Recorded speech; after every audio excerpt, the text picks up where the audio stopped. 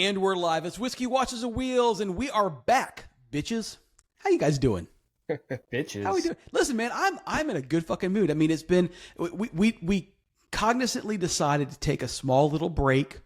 Life was getting in the way and had a lot of stuff going on, all of that, and we said, hey, we're gonna stretch the podcast out a little bit, and it was I don't know, I'm not gonna say it was too long, but maybe we need to roll it back every 2 or 3 weeks instead of every 4 weeks or 5 weeks. I don't know, because it's been too long for me. Guys, introduce yourselves to the audience who may or may not know you. I am still Casey. I'm James. I'm Kevin. And I am the phenomenal Matt Green. Man, dude, I sincerely missed you guys. I really did. I mean, we were talking earlier before we hopped in the podcast that, being both in Florida, and I was on vacation a couple weeks ago, I tooled down and saw Kevin at his shop. But haven't seen you nor Casey nor James in visual person in a while. So in a while, for sure. In a while. So we have a plethora of things to discuss tonight. Seeing how we haven't really had a podcast in a while. But before we get rolling and doing all that, let's do a wristwatch check. What's everyone wearing tonight? Kev, you start. What you got, buddy? I don't even know what this is. Seiko 6106 8120. So very James, nice. which one is this? Rally something? I don't know. It's the original. It's I think so. I like the band you have on it. Yeah, 1973. Awesome. So, very cool. yeah, the bands actually flew off. The little, you put these aftermarket bands and they got these little pins in that. Oh, and yeah. I was pounding on something and flew off and hit the concrete, and I was like, "Oh my god!" But I didn't. That's called patina. Not for me. It's not patina. It's got a story. And now. I know that's why I don't normally wear these watches. And my guy Bert was like, "Oh shit, I heard that," and I'm like, "Thanks, appreciate it." Oh, I love it. Yeah. So did you walk over to it slowly and just pick it up, hoping for the best? Yeah. And then I was like, I think we've all done that. No It's doubt. not a watch. It's a phone that you've dropped. Yeah, right? yeah. And I took it off and I put it there and continued my job, and then came back and fixed it and then put it back on and kind of pulled that pin. I don't know. So yeah, if you don't change your bands, you're just like, they're strong. But if you've changed your bands, you know how small that little piece of metal is, and how easy, if you just keep tugging and tighten it up, that can pop off. Yep. No doubt. And Just it can keep happen tugging it; it'll pop off. Mm-hmm. Oh yeah. No doubt. Casey, what you got, buddy? Well, you all always make fun of me, but I was wearing several different watches since I've been on here, but today I'm back with the Willard. It's a beautiful watch. It is a beautiful watch. I really need to change bands, and I was looking to get like a what do you call it, James? A NATO or like a Velcro one, because I like Velcro bands as well. Looking at Uncle Seiko's to maybe put on the 007 or something, then I'd wear it a little bit easier. So NATOs are great, and canvas straps are really nice too. Yeah, they have a quality product for sure. Mm-hmm. Especially I didn't like at least at the Velcro one I was looking at, they put their big logo right at the base of your thumb. And I don't like that. I was kind of disappointed to see that, but I know that they have one of the best, kind of names out there for Seiko bracelets. Well, if you want a repro, right? So if you have a classic and you need the rubber strap type of thing, they do a really good job. So cool. James, what about you? I am wearing my Russian Ricotta, which has now become my travel watch. I don't think you can get a better travel watch with these big numbers on here. Wind it up every morning, good to go. But it's the only watch I wore in Portugal, and it was one of those. It looks good, but you know what? In the end, I only spent $100. So if shit happened to it, I get another one off of eBay. Right. Well, it's funny. I almost wore my Sturmansky tonight, so we had 2 Russian watches. But tonight I'm wearing my 90s era Seiko Orange Monster. So nice. It goes well. It matches the orange iPhone that I ordered that hasn't arrived yet. Excellent. I almost grabbed my orange UFO, was going to wear that, so I'm glad I didn't. Yep. So there you go. So, awesome. Well, that was the wristwatch check. What everyone drinking anything tonight other than my Diet Coke? Got a Pikesville old fashioned. Awesome. Okay. Getting to the bottom of the Buffalo Trace Buffalo here. Trace. Awesome. Well, got that housekeeping out of the way. James, while we were on sabbatical, went on a wonderful trip, and he's going to tell us a little bit about it because he went across the pond. Yeah. Not much. I'm not gonna bore you with all the details, but essentially, At least tell us where you went or how was it? It was really good. We went to Portugal, landed in Lisbon, spent a couple days there exploring. Luckily, that the accident that happened in Lisbon, we were going to ride that the day before, and we had left that morning. And when we got to Porto, we just turned on the news and saw all that stuff that happened with the tram that they have. Oh, yeah. The name of it. So that was terrible news. But we went to Lisbon. Lisbon was wonderful. We visited a couple towns on our way up to Porto, including Óbidos, which is a medieval wall town, so super cool. Then we went to Nazir, which is a fishing village. And what they're famous for, their houses are painted vertical stripes or horizontal stripes. So really, what's the name of this place? Nazir, really quite striking. And also we went to Aveiro, which is called the Venice of Portugal. So it had, all of the canal, little waterways. Yeah.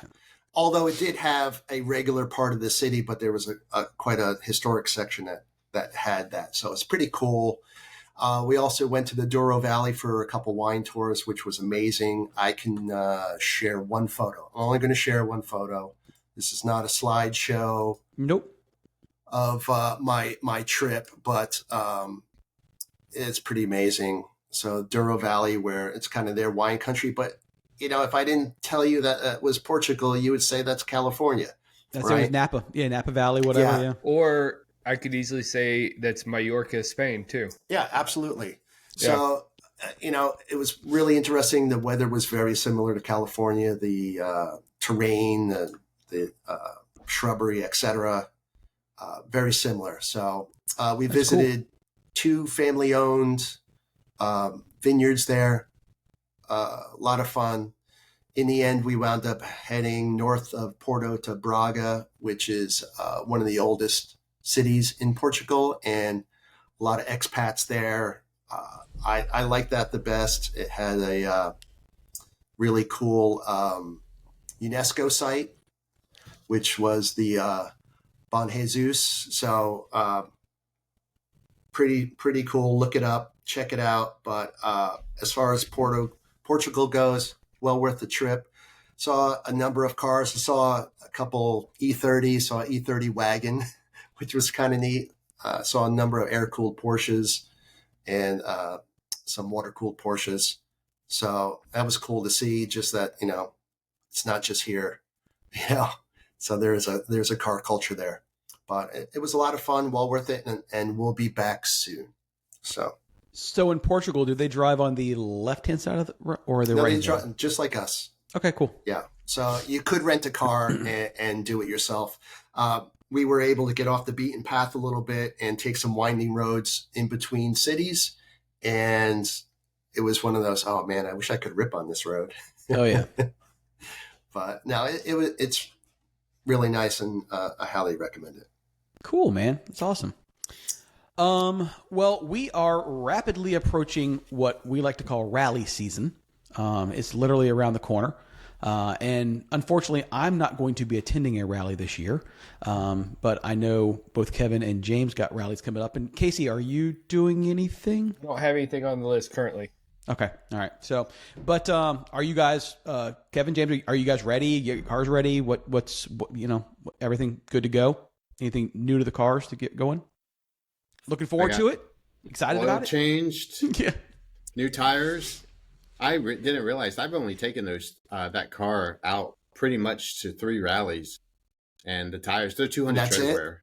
Yeah, and they were. I could have did one more, but I don't know what the weather's going to be like. So, sure. I did Yeah, I did 3 rallies and maybe 3 rallies. No, 4. Wow. 4 rallies on that. And you're talking about the red car? Yeah, so I did air cooled, 2 ruckuses. No, 3 rallies. That's it.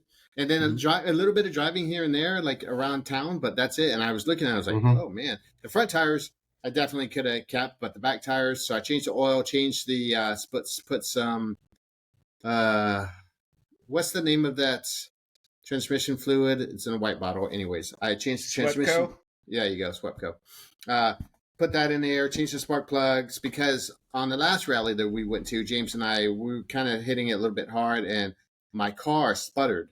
I didn't hit rev limiter or anything, and I freaked out because I lost, like, it just bumped. So I changed the plugs, changed the clutch cable adjustment, because as the clutch gets wore out, I was like grinding a lot of gears, and it was just out of adjustment because it's a new clutch. Did that, greased everything, changed brake fluid, just all the I don't know stuff, and then just I also your typical rally. Prep. And then changed the transmission fluid on the Touareg.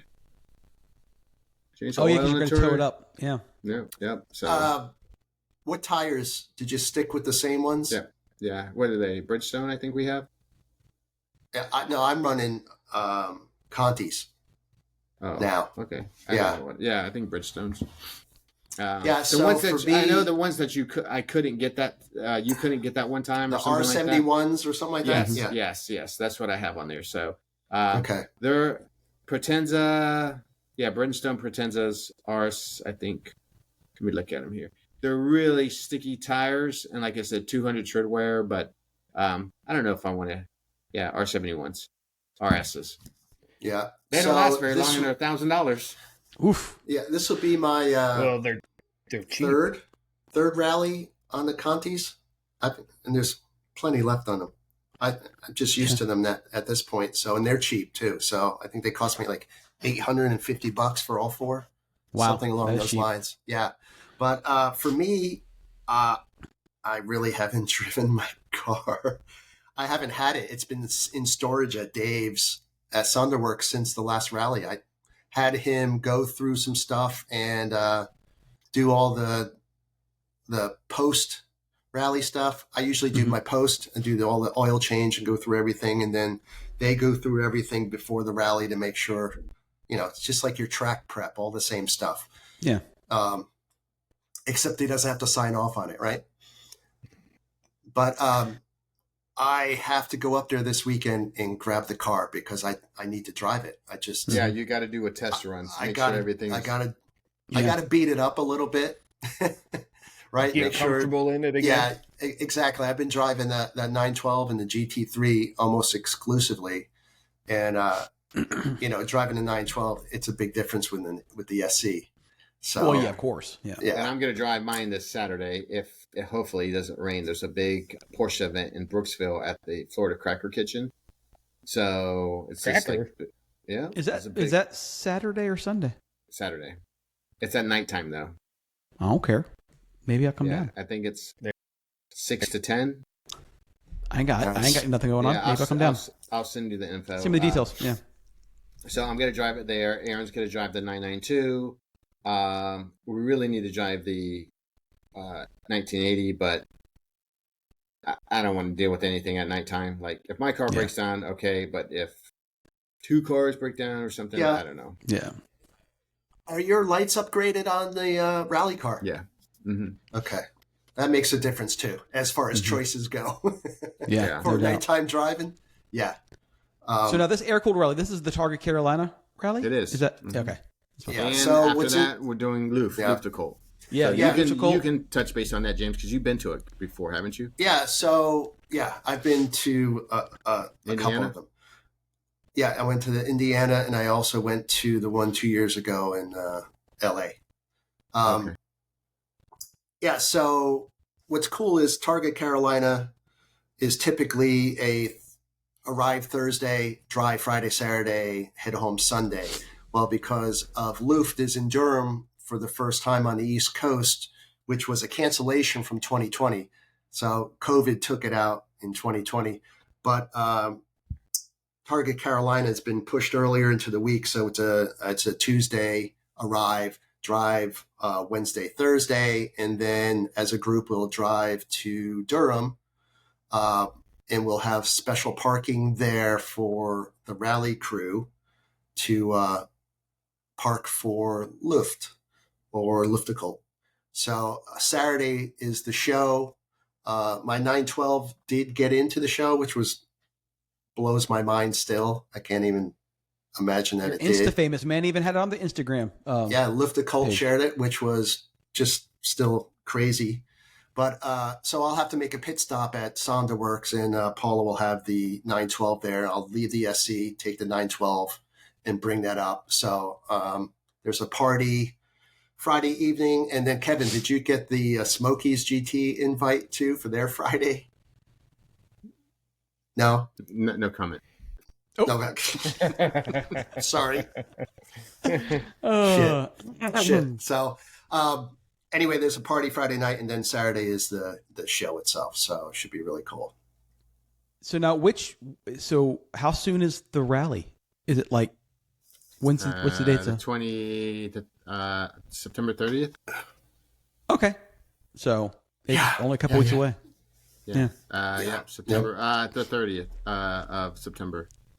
Okay. So I'll be leaving on Monday to go up there, meet up with James at Sonderworks, park my car, and talk to him, park my trailer over there, and then I guess, I don't know, stay in a hotel, and then come there, and then actually I'm going to have Aaron come down and fly down, because we have some friends that are flying down too. I don't know, Casey, if you're going up there, but they're going to fly down with Aaron, or fly up, I should say, with Aaron on the same plane, get an Uber, since I already have a room anyways, and then she's going to help me drive back. So I haven't told anybody on podcast, but I have to get 2 hip replacements, full hip replacements. So Casey's been helping me out a lot with that.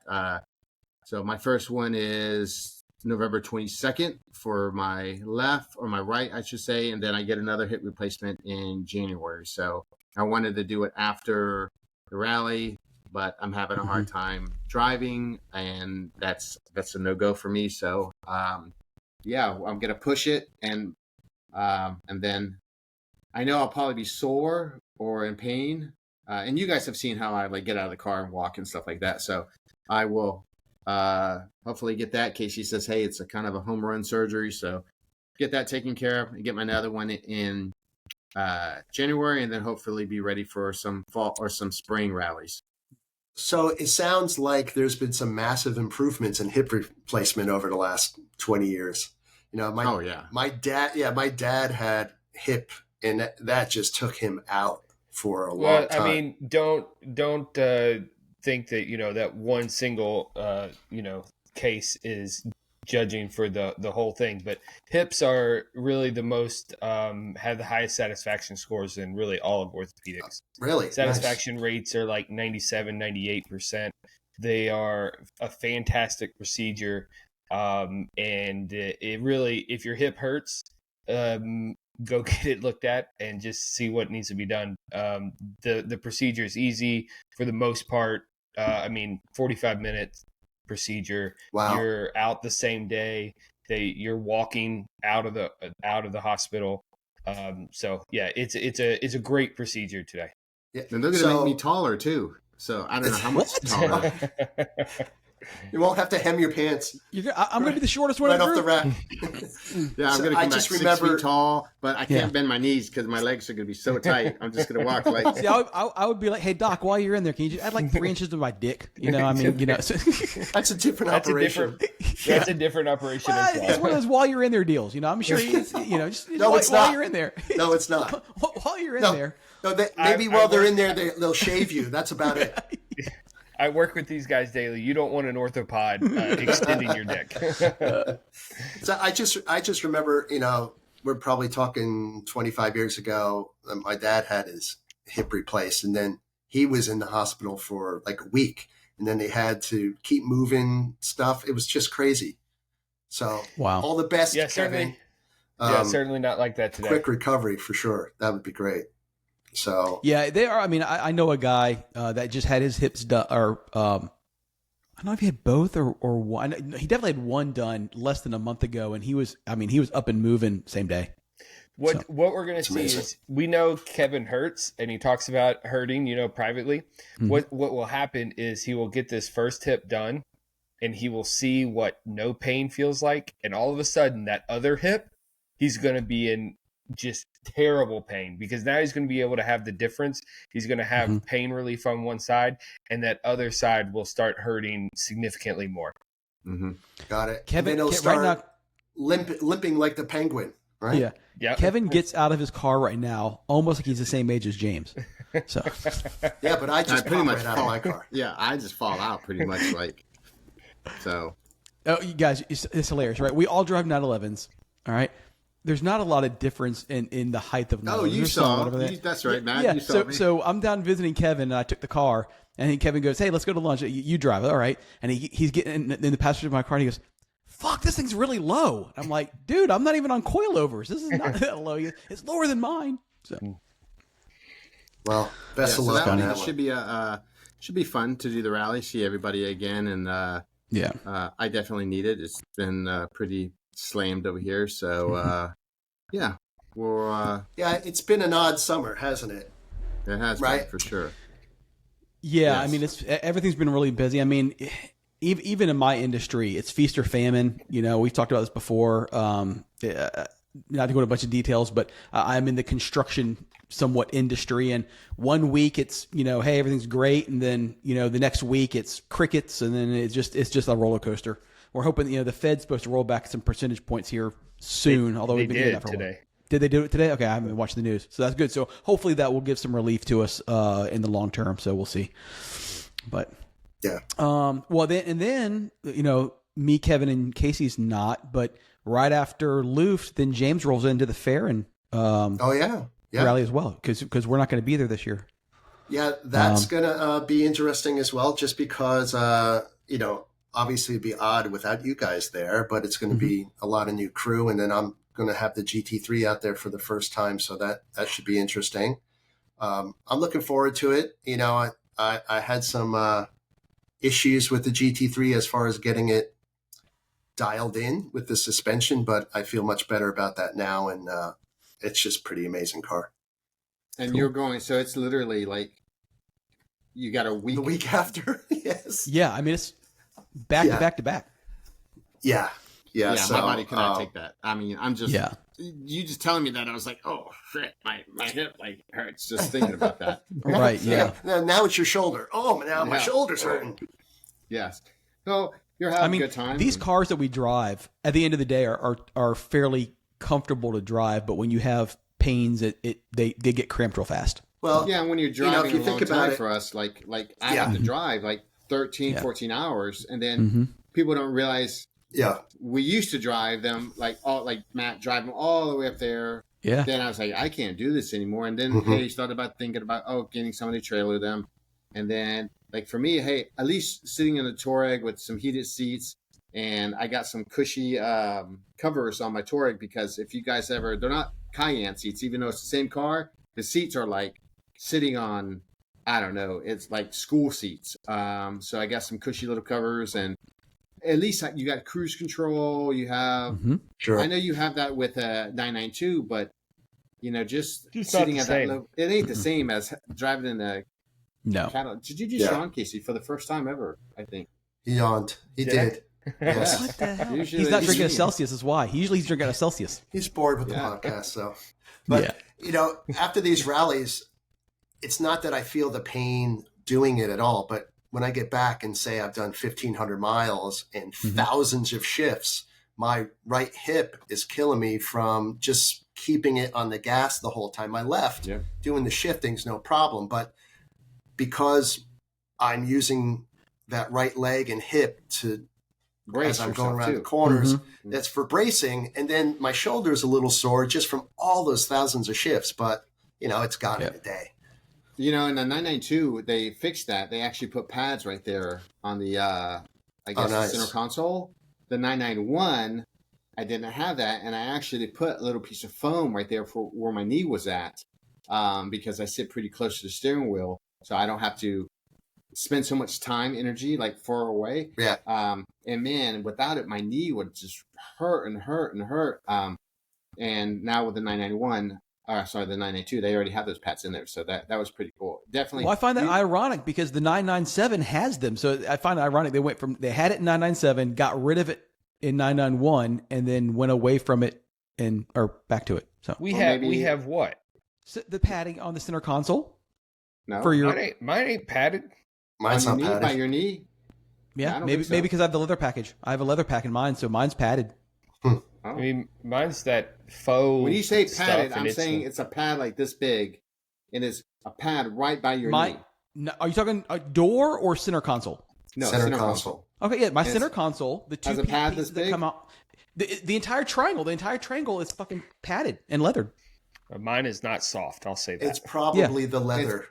It's padded, but this is a separate pad, like this thick. I got you. This big. That's the cool. Size of like a dollar bill. Yeah. Well, I'll put it this way. For me, I can brace my knee against it, and it doesn't hurt. So that's all that matters. That's because you're not driving hard enough. I don't know what to tell you, Matt. Well, I am. Listen, I am Captain Slow. I mean, James made me be Captain Slow, but I am as well. You know, one of these days I'll do one of these rallies without my wife, and we'll see how that goes. But I'll probably wrap it around a tree or go off the cliff. Don't say that. I've seen that. Say that. No, I've seen that. Yeah, we don't want to see that. I'm not that stupid. I'm not that stupid. Yeah, but drive within your means. Kevin, you had put up in the group chat about your cool little watch app. Do you want to talk about that for a minute? I actually got a couple apps that. Yeah, I want to talk about your apps because the watch app I found really, really entertaining or interesting, and I know you mentioned one about whiskey as well. Yes, so the bumble's not working out anymore. The what? The grinder? No. So we are not endorsed, sponsored by these two companies. So there's but if they want to, they can. So I went down this. Well, let me I have to go a little. I have to hit the whiskey one first. So me and Casey and a couple other guys, George, we all talked about whiskeys and like where we can find them at and not paying secondary and MSRP and all this stuff. So there's an app. And my friend next door to me, he's doing barrel picks and selling cigars. And he's like, man, we need to come up with an app that does, that you can put your collection in. And I'm like, I'm sure somebody has it. So let me look. So there's an app called Only Dreams. Phenomenal app. It's free. You literally take your phone, do the barcode. It tells you what MSRP is. It tells you like the ABV. It tells a picture. You add it to your collection. You can put how much of that bottle's there.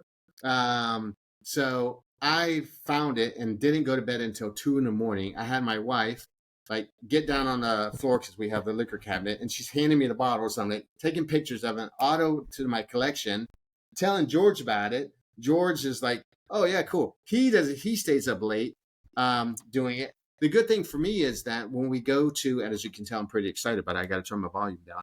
But when you go to like Casey, he lives in a ABC state. So a lot of times people, hey, can you find this bottle? And you don't know what secondary pricing is.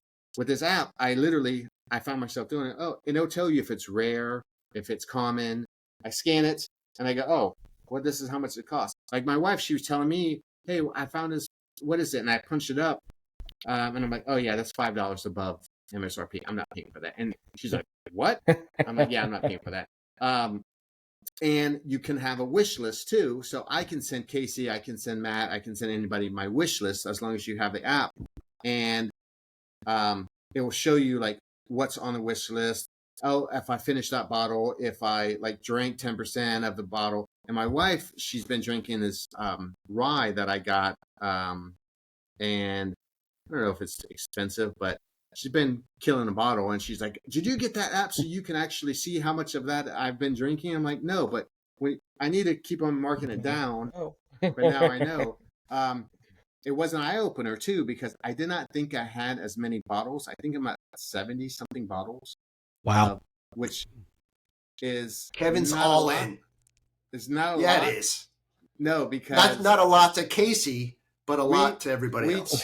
We told Casey's wife, Ashley, because it's so fast. She's boop, add, boop, add, boop, add. Like, oh, you got to do this like for Casey's, because Ashley took all of Casey's whiskeys and did them in alphabetical order. So for her, it's blah, blah, blah, blah, blah, blah. And even George, he did his, and he was like, yeah, so this is, I think he has as many unopened bottles as I have my whole collection, but I don't open a lot of my stuff. So he's like, I just did my open bottles, and if you follow them, you can see. So then as I did that at 2 a.m, I was like, I wonder if there's a watch one. So I went on a watch one, and there's a watch app that does cost money. It's called Watch Case. It's got a white with a yellow circle. You can put your watches, what you paid for them, any mods, the year, the pictures of all of them, the watch value, the manufacturer's date, the water resistance. You can even check, oh, I did a watch check. Click on it, how long you've had it for, if you're wearing it now, a story about it, type, style, watch. There you go. It's like what you paid, the purchase. And the cool thing is you can send this report to anybody. So say I want to sell one of my watches, but I don't want to show them what I paid for it, but I can put a value. I can check and uncheck, and it's a PDF file. So the movement, the watch condition, service documents, you can put tags on it. I think it's $49 forever. Like if you pay $49, you have it forever, or it's like $4.99 a year. So I just paid the $49. It's such a cool app. Unfortunately, $10. Is it $10? $10 a year. Per year. Yeah. So, and it's $50 for a lifetime. So I bought that, and I started. I got my what's it called, Timograph.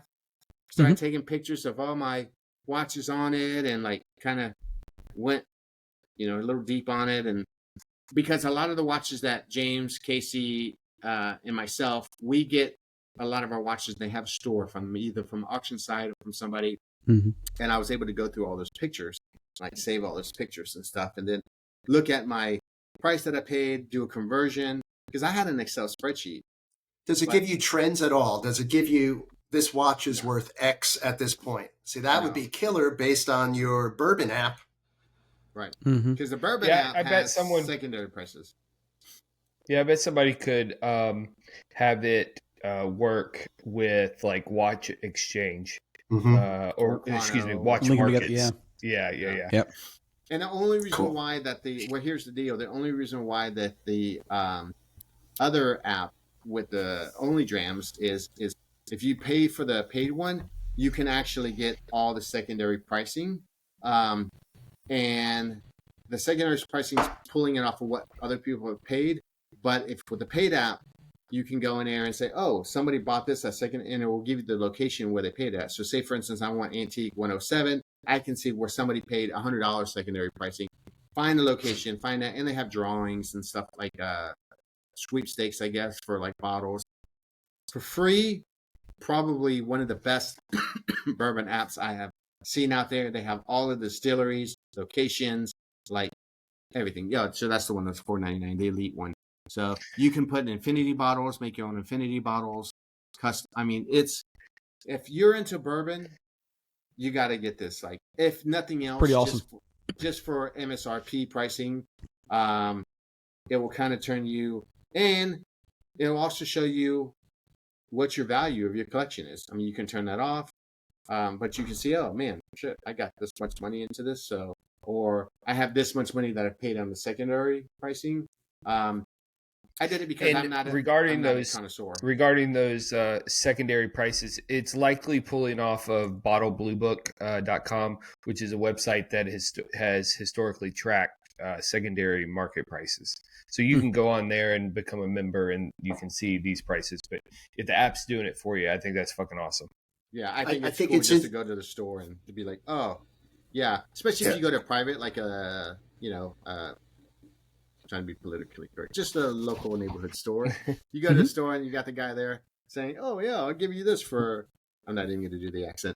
I'm just $300. And you're like, oh, you think it's a great deal. But in reality, wait a second, I could have got this. He's charging way above, 3 times over MSRP. So now on the Only Drams, is that just for whiskey, or like say someone likes tequila and they got tequila? Tequila's on there too, yeah. Okay. Yeah. Yeah, every everything. So it's That's a pretty cool. cool app. I liked it, and I shared it with Casey, George, and a couple of my local people that we kind of have like a, because I was doing it off notes, so I can send the notes. I'll be like, hey, do you get this? Do you have that? Oh, but not everybody knows how to get to their notes. I only learned from that notes is from Ashley. When you can share notes, and I was like, how do you do that? And she showed me, but most of my whiskey guys are not iPhone literate, so pretty cool little feature. The watch thing is pretty neat too, but it takes a lot of entering stuff into it. But I wish I would have known this when I first started my collection, because I got to like 16 or something like that, and I'm like, man, I just haven't had time to do anything. Well, but knowing you the way that we know you, and you It's probably a collection guy. Well, no, you went way more detailed into putting the stuff in there than most people would. I mean, most people could take one photo with their iPhone and throw it in there, and you're like downloading multiple photos and putting in the time grapher. I mean, most people aren't going to do that. When you told us about it in our little group chat, you sent some photos. I'm like, dude, he's going way too. Listen, God bless him, but he's going into this way deep. Well, we all and the time that we've known Kevin, right? Yeah. We now realize that there is no 0 to 10. It is just, let me go straight to 0 to 3 to 100. Like, okay, I bought the first 3 bottles.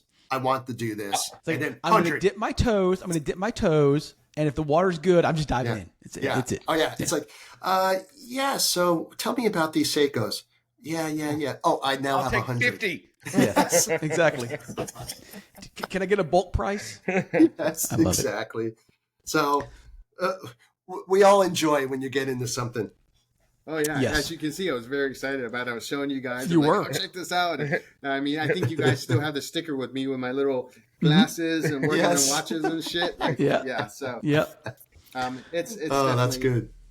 It's a fun little app, and it kind of keeps me. And my wife was like, I literally got up, went over to the thing. She's like, "What? We were watching a movie," and I just got up and walked over, and she thought I was going to the bathroom. End a movie. Intermission. I'm like, and she's like, "Okay." And I said, "Can you come help me?" And she's like, "For what?" I'm like, "I found this app." So that lasted the movie put on pause. There you go. What's great is that you've already vetted both of these apps, right? Because we all go through this where we download the app and it turns into a piece of shit and you're like just wasting time. And then you sign up, you get in there, and then all of a sudden when you really want to use it, it costs you way more than you expected. So it's good. And, hey. Yep. Go for it. That's awesome. Well, week before last, I was on vacation for a week. My wife had foot surgery, so I had to take a week off, just kind of help her get around the house and everything. So I'm like, you know what? I'm going to do some things. I'm going to finally do some things in the 911 I've wanted to do for a long time, and never got around to it. We were talking about it one day. After you got done painting her toes. After I got done painting their toes and then putting in a brand new he came to visit closet me, door. and I started talking shit about his thing. That's what really happened. I was like, "What's all these scratches over here? What's all this shit here?" It's true, yeah. But no, so we talked about. I wanted to. I've never liked in the 997.1. I had a base Carrera. At least Casey's got the S, which has the round steering. All steering was around the round airbag. The base has almost the same wheel that came in the turbos, and it's a triangle airbag, and I've never liked it. It's just big and bulky, and it wasn't attractive. I never liked it. So there's a lot of forums out there, and a lot of guys are pulling out wheels out of 991s, and there's a retrofit. You can put it in there and all that. But it's like $1,000 to do that, and to get something, off of AliExpress, it's still, by the time you get the airbag and everything, it's $700-800. I'm like, you know what? I'm 50 years old. All right. The first third of my life, I didn't have a fucking airbag on the passenger side or driver's side anyway. So I'm just going to put in a Momo wheel. I've always wanted one. I'm going to get one. Kevin's like, great, I can order you one. So ordered a Momo wheel, put that in there. Dude, what a change. I mean, it looks so much nicer with the Momo wheel in there instead of the big triangle airbag. It just looks so much cleaner. And then while I was in there, 997s are notorious for all the late 90s, early 2000s cars had all that rubberized texture coating on all the plastic it's bits. Soft touch, right? It's like soft touch. And then it gets, over the years, it gets sticky and it gets all scratched up and beaten up, and there's really no fix for it. Well, about 3 years ago, that's how long it's been, I wanted to put a short shift kit in the car. And so I was talking to Aaron, and he's like, dude, you know what? Because I was talking about getting the numeric shifter like Casey has. And Aaron's like, listen, look up function first. The factory shift mechanism, housing is great. He says, just, get function first. It has a short shift kit, has all metal bushings, and you literally just take it out of the car, cut out all the plastic bits and bobs, and replace it with metal, and it's great. So I ordered that kit like 3 years ago, and it's been in my freaking garage. So I said, well, I'm off. I'm going to pull everything out and put in the shift kit. So tackled that. And he wasn't wrong. I mean, it's got about 30% shorter throw on it now. Everything's click, click, click. I mean, it's really nice. It's the way it should be. And then while all the plastic pieces were out, I'm like, you know what? Time to do it. And what a fucking pain in the ass. Dude, I started off with like Goo Gone, and that didn't even touch it. And then I read on the forums, use Easy Off for oven cleaner. Did that. It just made it gummy. That didn't really work that great. So I'm like, listen, I know a little about painting. I'm just going to go old school. So I started with like 600 grit sandpaper, took it, then went down to like 800, then like 1,000. And that got mostly all the little micro scratches out of the plastic. Painted everything, like 10 coats of, I used this, basically it's a plastic dye. It goes on like an aerosol spray paint, but it's really like a plastic dye. But it almost has a little bit of a textured coating in it that's made for these types of things. Multiple coats of that. And then after everything was said and done and it cured for like 2 days, hit everything down with 3,000 grit sandpaper to take that roughness out of it and make it smooth. Done. It turned out great. And then put everything back in the car, and it's done. It's like a whole new car. So love it. So that was fun. Yeah. So that project is not fun. I covered mine with Alcantara. Yeah. And that was not the most fun project, and I'm gonna be looking for leather versions because I mean it looks fine, but I want the real thing. Mm-hmm. So just a quick question back to the steering wheel. So the triangle, so that's a carryover from the 996, correct? Yes and no. The triangle is a carrier from the 996, although it's a different triangle. So the wheel that's in the 996 actually is the same wheel that's in the Carrera GT. It's the exact same triangle wheel in the Carrera GT.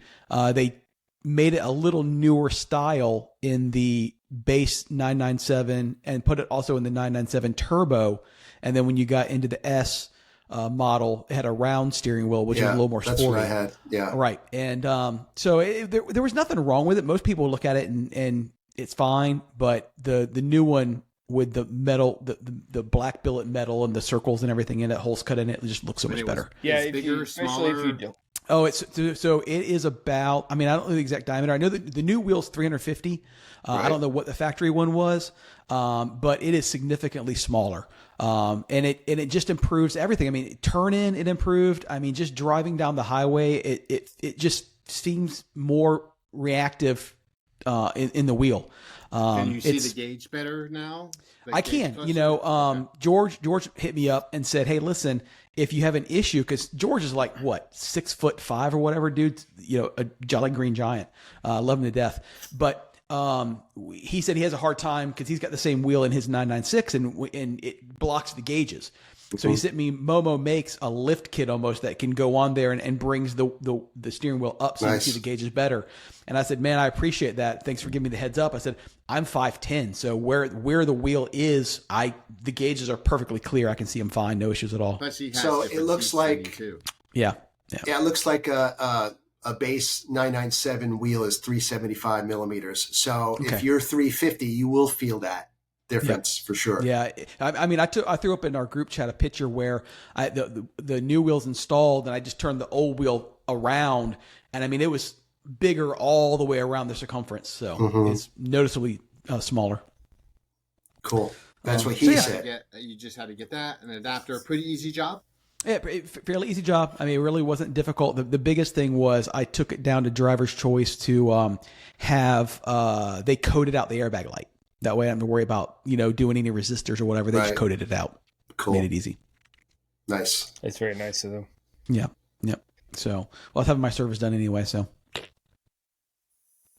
yeah, that was that. I am a huge fan of Pokemon? 90s video games. Of what? What'd you say? No. Pokemon? Yeah, no Pokemon. Never, nothing got into Pokemon. Never did. My kids Dragon did. Ball Z, that's what it was. No, that's my son. No, my son. No, a big fan of Cruising USA back in the day. Remember? Mm-hmm. And Ferrari Testarossa. Well, it's back, baby. They're bringing back a new Testarossa. It looks nothing like the Testarossa I love and that's near and dear to my heart. But at least they're bringing the nameplate back. Which Lamborghini brought the Countach back, and now they've brought back the Testarossa. I have a photo to share here because I wanted to get y'all's. It's basically the same thing as an what is it, SF90? Yes, absolutely. It's the same car. They just keeping the moniker alive for trademark, but it's the same. It's the same car.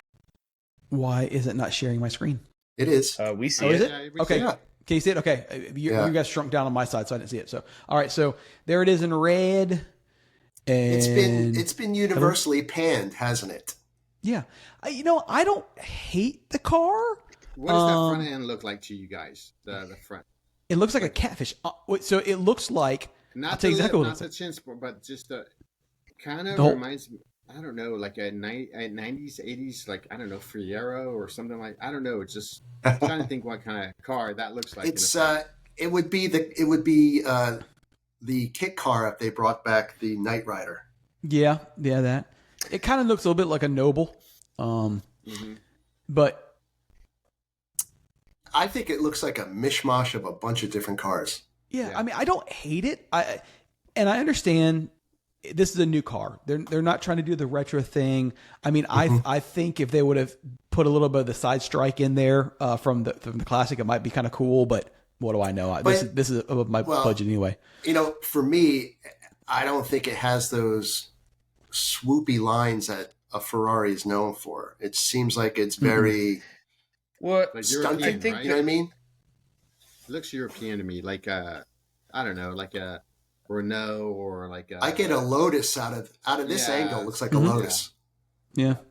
So I mean that's a good look right there. I don't hate that. That's good color. That's a good color for it. Yeah. Yeah, good color. Yeah, I don't think the red looks great. The Ferrari red, I don't think it looks that good. No, this looks pretty sharp. Yeah. So I think we've hit what's kind the of price on that. Do you have to buy 20 different Ferraris to get this car? I'm sure you do. Here's some specs on it real quick. So using the legendary Testarossa name, latest flagship supercar, name that historically denoted most powerful extreme engines, first used in 1956. It's a plug-in hybrid with a twin-turbo V8 engine and 3 electric motors, combining up to 1,036 horsepower. 460,000 euros. There you go. So, yeah, that's a lot. The 849 Testarossa, high performance, 0 to 62 in 2.2 seconds, top speed of 205. And yeah, there'll be some special, models, Seto, Fiorano package, stuff like that. Cars are always max speed 205. It seems like nothing can really get past 205. Is it? Except what? Isn't it the Bugatti is like 220 or something like that? But everything else, I agree with you. It's 190 or 205. Sorry. Yeah, is that like the sound of speed for car? Like why is it 205? I think that you're aerodynamically and power limited in roughly that speed zone. You've got to start getting super slick and super powerful to get over that. We know that the Bugatti was basically 1,000. 250, I think. Basically 1,000 horsepower, though. Yeah. And how much of it did you need to get to that additional 20 miles an hour or 15 miles an hour, right? So it's that whole trade-off. And that's all ice engined vehicle where these are hybrid to get to that number. So I would be curious what the true engine output number is. It is probably 700s, somewhere in that range. And I think you probably just don't have the power, because we know hybrid technology dies off at high speed and high, RPM. So I bet that they just don't have the oomph to get over the hump. Okay. Well, along those lines, and talking about hybrid power, wait, let me say this before you go on, because I think even looking at this car, I think you all were talking about it kind of looks generic. And I kind of agree with that regarding the Ferrari, but I think it's because everything we've hit kind of peak car to where all the technology is coming to a shape. Like you have to have a certain shape if you're going to have a certain aerodynamic attitude and stance. And they all are wedged, and they all kind of have humps in the right area, and the intakes in a certain area, because they have to. Well, it's no different than an F1 car, right? In the end, they all look alike, even though they all start with a blank slate at the beginning of the year, right? So as long as you're staying within those regulations, and obviously we have regulations out the ass here with our automobiles, but they all look generic at this point. And in line to that, this is interesting just because I remember hearing about this. I want to say it's on one of the podcasts I listened to, but one of the crazy Trump things that's going on is looking at merging the EU and US safety measures in vehicles so that we can sell our exact version of our cars there and vice versa, which would be phenomenal for the car market. Would really open up things. We would get a lot of cool stuff here. Europe, I don't know what they really get out of it. Some F-150s, which they probably couldn't wouldn't buy. Can't fit on the roads. But we would have the ability to get some really cool stuff. So yes, I hope we that would. goes through. Well, speaking of that real quick, so when I was over in Portugal, one of the coolest things on their roads were the left lane was 90K, right? The middle lane was 70K. And then in the right lane, they had these long dashes, and that was for all the slower vehicles, the trucks, the vans, etc. And for the most part, I would say 95% of everybody held on to that. And 95% of everyone used their directionals, and there wasn't anybody in the left lane unless you were passing. It blew my mind.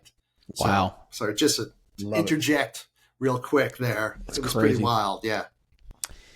So right on the same time as the Testarossa, this is the new Turbo S, the most turboiest turbo ever. The Corvette of Porsches. Yeah, man. I mean, and the sad thing is this thing is going to be like $280,000 to start before options. The Turbo S is always the highest price car. Of course, it's a high, exactly. But man, it just keeps going up and up and up in price. But listen, I think turbos are beautiful. I think all 911s are beautiful. Definitely an evolutionary design. I really wish that the press photos, they would have picked some other cool colors other than that gray and silver black. looks like a shark. It looks like a Mako shark. Yep. Like, the nose is like really kind of. Yep. But what a hell of a car! It's going to be hybrid as well. Yes, it is. And so here's the specs on this. So 3.6 liter twin e-turbo flat six. So basically they're taking the e-turbo that is it the GTS? No, that's not an e-turbo, is it? That's in between the transmission and engine. Right. So okay. They're electronically assisted spool up on the turbo. Right. But here there's two of them. And so going to give you 701 horsepower, 0 to 60 in 2.4 seconds. Hybrid system with its own twin electric turbos and integrated e-motor provides instant torque and more responsive driving experience. Wait, what did you say the price was? I have a starting price at $272,650. Yeah, I said $260. So okay. So yeah. And how much does this thing weigh? 38.29. Yeah. Ooh, I was going to say 36. It's a chubber. It's a porker. So, but I mean, I dig it. Listen, you if I had the money, I'd buy it. You throw batteries in, that's what's going to happen. You know? Yeah, absolutely. So do you guys think but do you guys think you're definitely going to feel that when you're going around corners, moving that mass? Because I mean, James and I, we're throwing around our little cars around corners. It feels so much faster because the car is so light, right? Yep. What I would be concerned about is budgeting for tires. If you're going to go out and be aggressive with this car, you're going to be getting tires left and right. So I agree with both of what you all have said, that it's a porker and you're definitely going to feel that if you're a driver. But in actuality, what percentage of these cars are actually going to be driven? I think it's minuscule. Minuscule. And minuscule. I think that, thank you. And I think that we know that these 911s have been getting heavier. There's been such a departure from the ethos of these smaller, tighter, lighter 911s. And I just don't think that the consumer is demanding the lightness like we do as enthusiasts who go drive these things. We think I don't disagree. We want a 3,200 pound car or lighter, right? 997s, 3,200 pounds. That is light feeling, right? The way it's set up, but it's still kind of heavy. And everything since then is getting heavier. And I think that the people who are buying these new just don't care. And so therefore Porsche doesn't necessarily care. I think everybody cares about 0 to 60 times. That's all. That's what. Yeah, don't you remember when the 991 came out and everyone said that was a porker? Well, that was 3,000 pounds. Yeah. Crazy. Yeah. Look, I agree with you, Casey, as far as, these are light to light cars, right? You go to your light, you put it on the launch and you rip. Yeah, and you just rip it to the next light and you say, look how fast my car is. And you look over at your buddy in the Corvette and say, let's go. But I don't think you're going to see these in the mountains a lot. Yeah, and you're not going to see them on track. You might see the 65-year-old guy who got it and he wants to show it off. Like he'll go to the track one time. And like you said, James, he'll burn through a whole set of tires in that weekend. And then it'll be done. Because a 3,800 pound car is just, if you have any experience in cars, is not the weight that you want to be at. You can choose a better car. If you look at the BMWs at this point, it's the same case, right? So I think that's what we're all strapped with. How much do the new Corvettes weigh? Let's see. I'm sure there's somebody on listening. They're going 3,500 pounds, blah blah blah blah blah. But I'm wondering if 3,500 in the coupe. At 35, yeah. Yep. Yes. Well, you go up a little bit, but their E-Ray is 3,800, right? So you can get a Dodge Hellcat Red Eye for 4,400 pounds. But I think, James, what you said is exactly right. You put batteries in these things. You put these e-motors. Your whatever motor is spinning up the electric, turbines. Turbo, yeah. Then all that stuff just adds a couple hundred pounds, probably at least. So you take that out of the equation. Maybe I think 1,000 pounds. Yeah, but okay. Not only that, yeah. Porsche still is building a 3,000 pound car that we want. They just got to add in this other bullshit. Correct. Right, but not only is it the weight, it's also the complexity, right? So you're not just working on a motor; you're working on a whole bunch of other shit. Well, the big thing is where do you go from here? I mean, every year they have to get ice. Bigger and better. So I mean, where do you go next? Why isn't anybody making small little cars? That I think the first people who are going to do is probably Japan. They're going to make a small car. But they are. The Miata still exists. Right. It won't be here because the GTI still exists. Right. But you look at those cars and then you're like, do I really want one of those cars next to a Ford F-150 Dodge Ram? No. So what winds up happening is, are there little cars? Yeah, but no one's buying them because they have to go up to the mini SUVs in order to feel safe when you're surrounded by these massive and that's big SUVs joke. And trucks. Yeah, absolutely. Matt, you know this, but our 2008 997.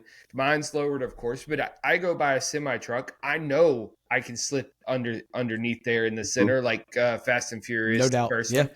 In a Miata, you even more so can. And you look at you could do it comfortably. Exactly. You look at a new Tundra or F-150, and the whole damn car up to your head height is below the bumper, right? Because we have those pedestrian bumper bullshits. Like you're totally below the bumper. So I get why normies, want to have a car that they feel safe in. At the same time, they are desiring. I think overall, a lot of people like that mid-size RAV4 Macan. 4Runner, that mid-size SUV. Although the 4Runner is pretty big now, but all those station wagons are now gone, and they have those little mini SUVs, right? So they're just slightly smaller. I don't even know what the hell you call them. There's a term for them. But well, food for thought. So we talk about weight and everything in small cars. They keep going hybrid for a lot of these, and rightfully so. I mean, I'd much rather hybrid than full electric. But the new Prelude that's coming out, which is not a big car. We haven't seen it in person, but it's a 2-door, 3,300 pounds because it's a hybrid. 3,300 pounds. Jeez. That's not bad. Yeah. That could be hot.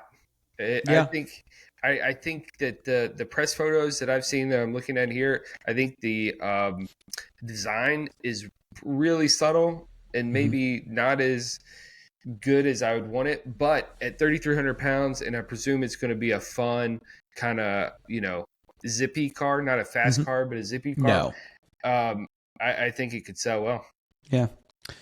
It looks like a Civic to me. Just looks like well, it's based on Civic architecture. It's understated. It's on a Civic platform. But the classic years of the Prelude, right? You knew it wasn't a Civic. That just looks like a Civic. Yeah. Yeah. It's going to be interesting to see how it sells. But I think that goes back to what Kevin was saying, is that everything is looking generic based on having to fit within these guidelines. So But at least I applaud Honda for coming out with a new car. Sure. Instead Especially of another CUV or whatever. Yeah. Right. Yeah. CUV. There it is. You knew the term. Yeah. So just hopefully people buy it. That's the thing. If you want these things, buy them, because if not, they'll just go away. Well, real quick though. So if I'm at this point, if I'm a parent and I need to get a new car for my kid, I don't know if this would be an option. I'd want them to be in one of those small SUVs or an SUV at this point. Yeah. But then you also got to look at it as a parent too. Do you want to have your kid with 5 other kids in the back for distractions with their cell phones and everything like that? Like me personally, like when Savannah was a kid, my wife actually wanted her to get a Toyota Tacoma, like 1996, bench seat, 2 people in the car, so there was no distractions. We ended up settling on an E46, and she slammed it so much that she couldn't even have people in the back. But you couldn't fit, all these people in. You get like even a Honda CRV, which is, the little base. You can fit 5 people in that car comfortably. Yeah. So sure. Yeah.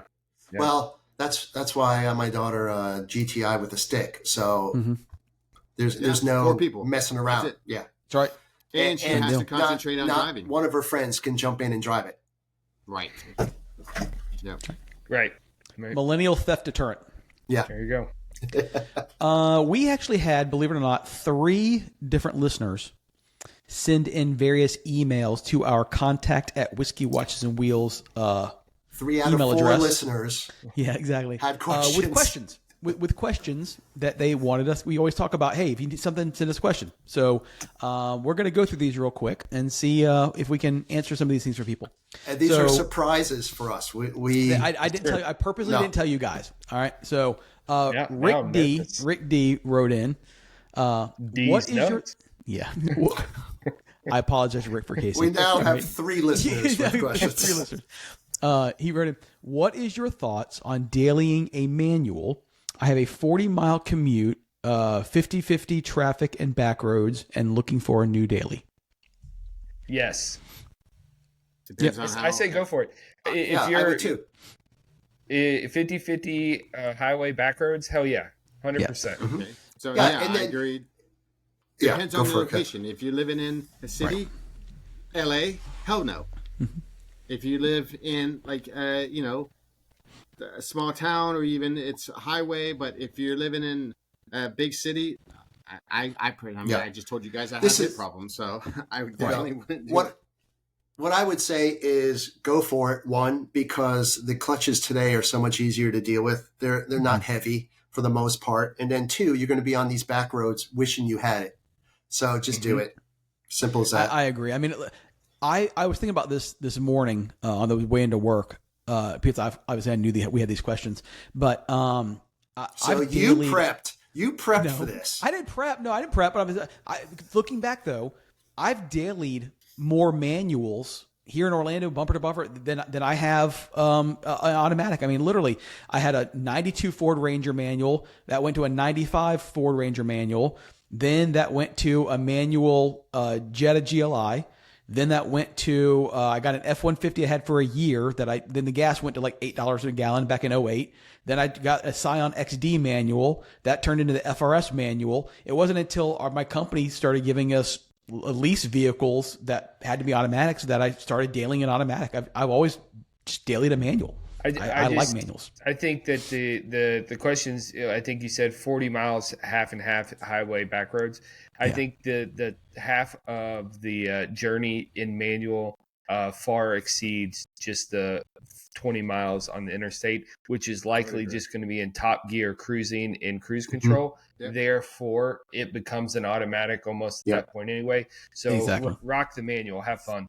Yeah, I agree. I have a question for him is let us know what car you're thinking as far as what, is it a Honda? Is it a BMW? Is it a Toyota? Right. Yeah. He didn't say. He didn't say what he's looking at or a budget. Didn't say that, but because I would say like a BMW M2 would be like just, that would be a great little car to be buzzing around in the back roads and in traffic where you can weave in and out if you needed to.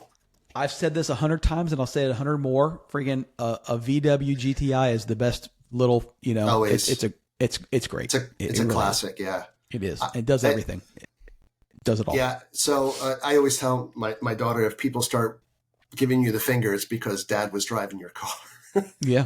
No shit. Yeah. I mean, they really do everything. All right. What's the next question? I'm excited.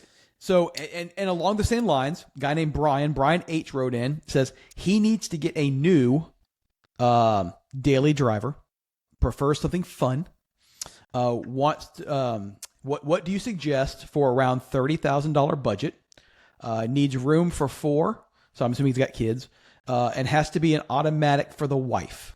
Okay. All right. Doesn't need to be new, but low miles would be preferred.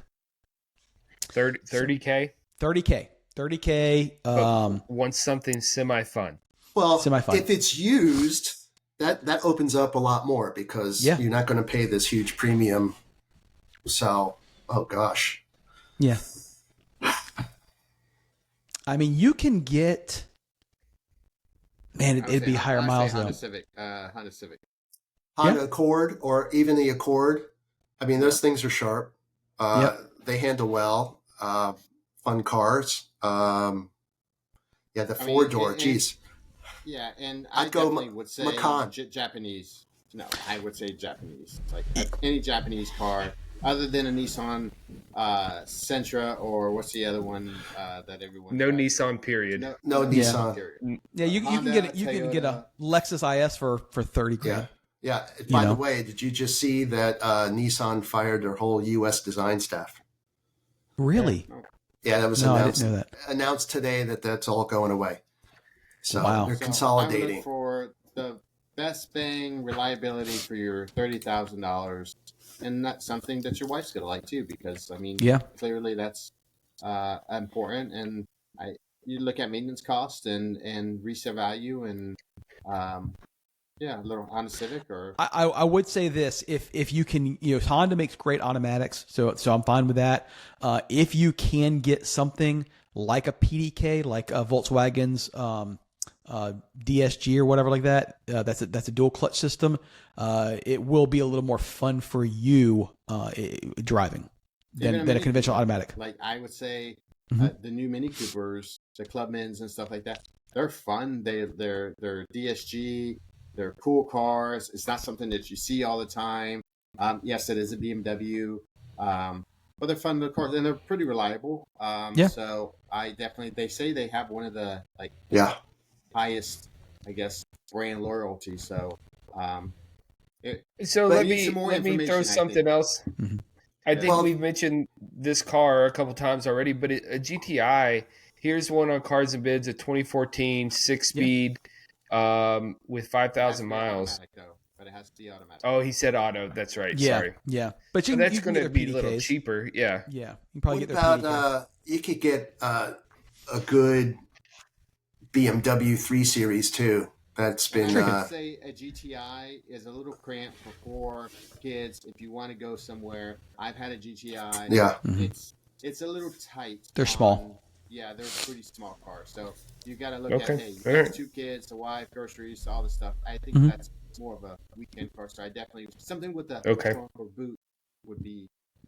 But on the similar lines, it's not. It's about the same size. But you could get a Jetta GLI, which is the same as the GTI, just in the Jetta format, and that would be fine. Yeah.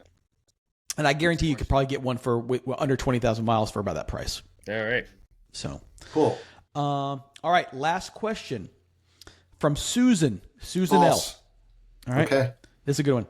I want to buy my husband a new watch for Christmas. That's so $500 budget. Any suggestions?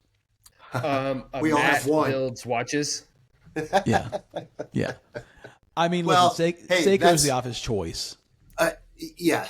Seiko, you can go, you could probably get a Hamilton khaki, which would be really nice.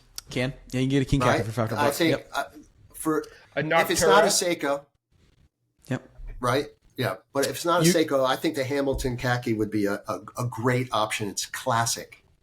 And Susan? the other thing too is, I think, Susan, you need to let us know if you want something nice, like an everyday nice watch, or something that if he's into more like if he's outdoor, he wants a, I don't know, like chronograph, a diver or a dress. Diver, yeah. Because I think that's what your husband, so you're gonna know. Okay, he's more of an outdoors person than if he wears dress clothes all the time and he works in an office, then you might want to get something with a leather strap. So then at that point, you can hit us back and say, hey, he's more into sports, or if he wants more of a dress watch. I think we could kind of narrow it down a little better. Well, here's another thing too, is the Tissot is a really nice watch.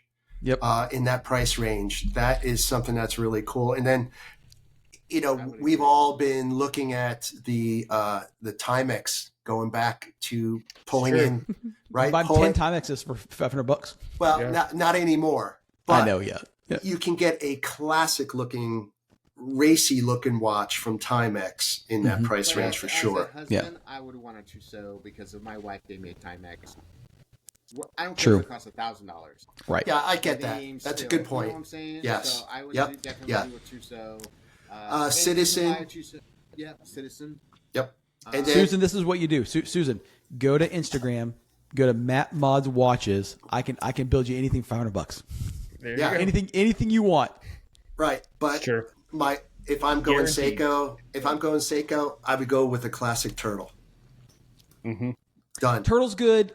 If you want something a little universal, a speed timer, although it won't be automatic, it'll be solar, but their speed timer line you can get that for $500, and they have Panda dials, they have all kinds of stuff. So lots of options with Seiko. It really is. Seiko or Citizen is really, you can get pretty much anything you want. I think we gave 4 or 5 solid options right there. Yeah. Or Bulova. I will say a lot of people sleep on Bulova, and Bulova's not horrible. So. Yeah, but I think that, but I also think that they are leaning on the classic Bulovas, not the newer ones. Yeah. So. All right, fellas, that's all I had. That's everything. Great question. You guys Great questions. Thank you, folks, for writing in. Please keep doing so. Write in. We'll answer your questions. Brian, let us know what type of car you are looking for. Maybe give you some more suggestions. And Rick, go through and let us know, what you're looking for, and maybe we can narrow this down a little bit when you give us all the information. Awesome. Cool. Thank you. All right, guys. Well, those listening, thank you so much for listening. Go over to YouTube. Grab us there. Go to whiskeywatcheswheels.com. Catch us there. If you want to send us emails, contact at whiskeywatcheswheels.com. And that's it. We'll catch you guys on the flip-flop. Peace out. Bye.